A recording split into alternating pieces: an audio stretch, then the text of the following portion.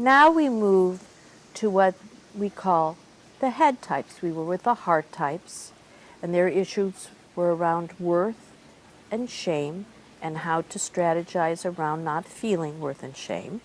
Now we're going to look at the head types, the thinking types. Of course, we all think, we all feel, we all behave, right? But this is about a preoccupation of thought and belief system. So the fear-based types have a general idea that life is dangerous and not to be trusted. And so they're always strategizing around not feeling afraid, just like the heart type strategize around not feeling worthless, right? So how do they strategize? Well, the 5 strategizes by saying, well, this is a very big world, and I'm very small. I'm just a person. And so I need to gather to me all kinds of information and all kinds of resources so that I can meet the world. Now, I might gather those resources in learning. It might be music. It might be things. But this feeling of being resourced and not living in a scarcity. Because if I live in a scarcity, then I'm going to be afraid. Now, that scarcity can look all kinds of different ways. The 6 strategizes around not being afraid by questioning everything. Again, might be big on researching things. Also about not trusting, doubting, challenging. Oh, but what about this? Or, but what about that? And so the way that they try to manage the sense of this is a scary world I live in is by questioning, challenging, thinking things through. The 7. The 7 doesn't appear that afraid unless you look very, very closely.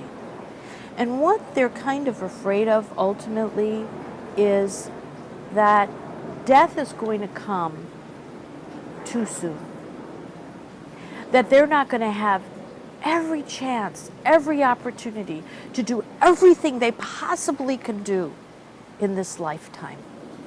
And so they fill up their lives strategizing around that, doing this and doing that and choosing this and choosing that, to not feel afraid that death is right there, right there.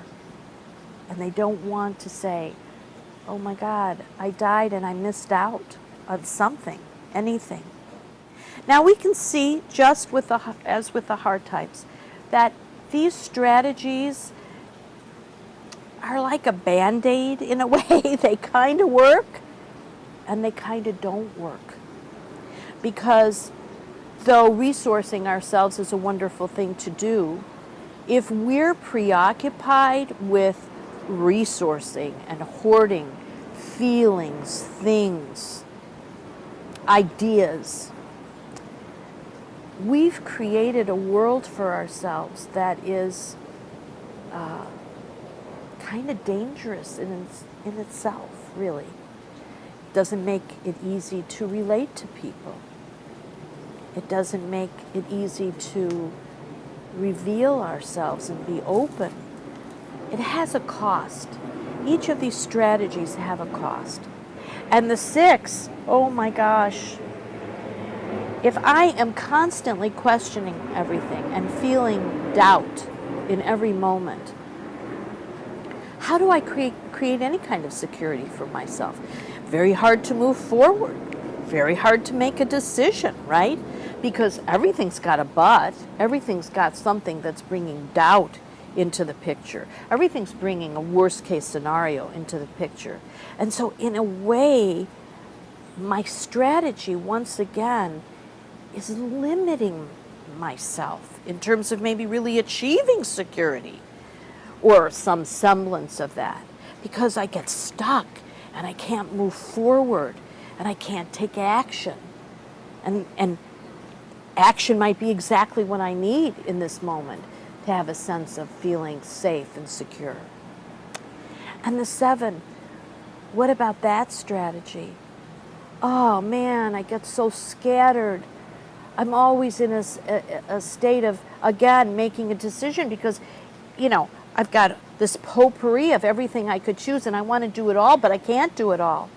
And now I've created a sense of anxiety just around choosing one thing to do and to immerse myself into that thing. So the very strategy I think I'm using to run away from my fears are actually creating more fears for myself.